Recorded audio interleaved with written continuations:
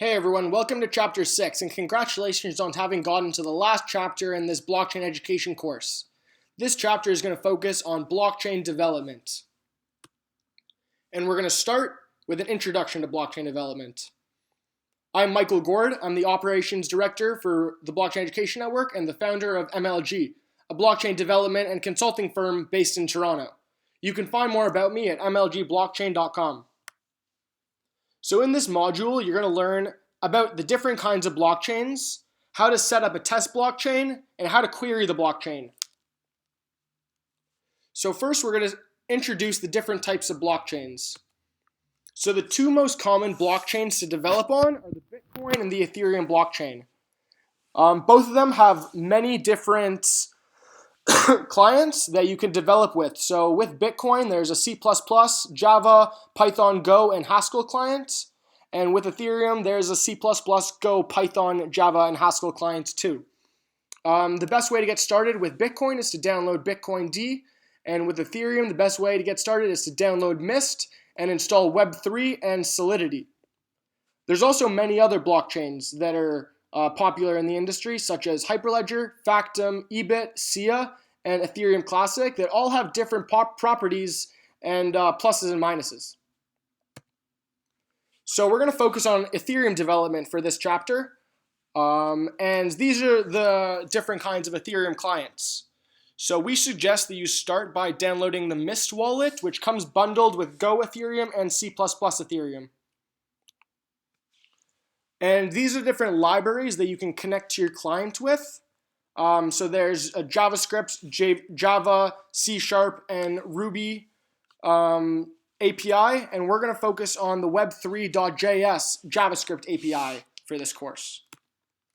So now how to set up a test blockchain. So there's two different ways to set up a test blockchain. The first is by using Geth, which is a command line interface for running a full Ethereum node, and it's implemented in Go. With Geth, you're able to mine real Ether, transfer funds between addresses, create contracts and send transactions, and explore block history. Test RPC is a second way to create a test blockchain, and it's a Node.js based client for testing and development that uses Ethereum JS to simulate full client behavior, and it makes developing Ethereum applications much faster and simpler to get started. So the difference is that Geth is a full client, whereas TestRPC is a test client. Geth uses Go, whereas TestRPC uses Ethereum JS. Geth is quite heavy, whereas TestRPC is light. Geth is useful in later stages of development to connect to testnets like Morden, and is slower to process transactions. And TestRPC is useful in early stages of development and is very fast. So to test out RPC, you're going to download Node, which is out of the scope of this course, but you just type in Node.js on Google, and there will be instructions. And then you copy and paste npm install g Ethereum JS test RPC into here. And then you press enter, and it will automatically download for you. I've already downloaded it, so I'm not going to do that. But once you've downloaded it, you can just type in test RPC, and it automatically connects to a test Ethereum client. It's listening at this port. It gives you this seed, these private keys, and these public keys.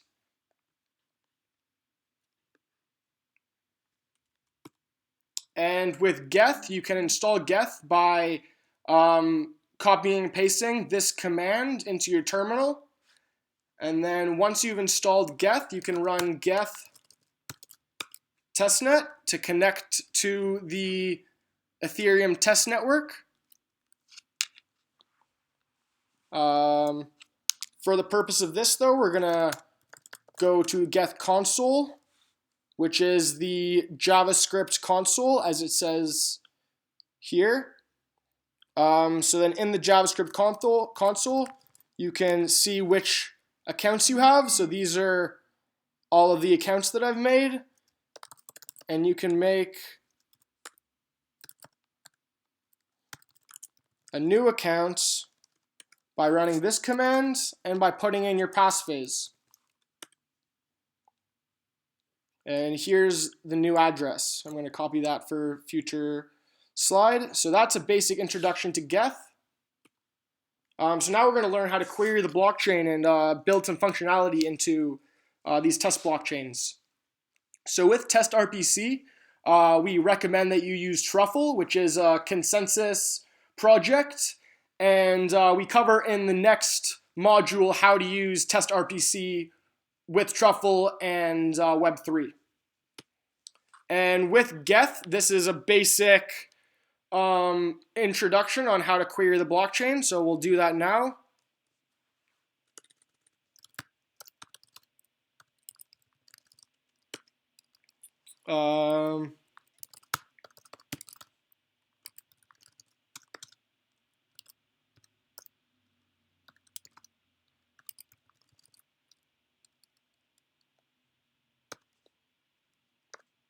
So you can set up primary accounts. And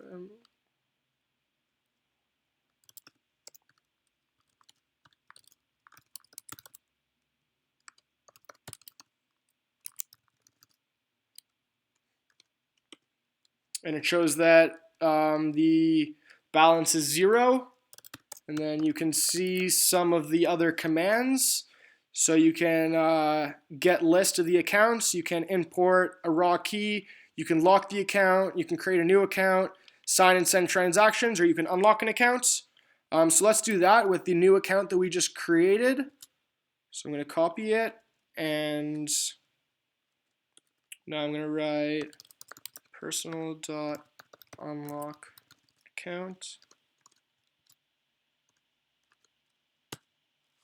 Now you type in the passphrase, and it's unlocked. So that's a basic introduction to developing on the blockchain. If you have any questions or you want to help me improve this module, send me a message in the Blockchain Education Group network on Slack. My handle is Michael Gord. And here are some of the references and credits that I used to make this.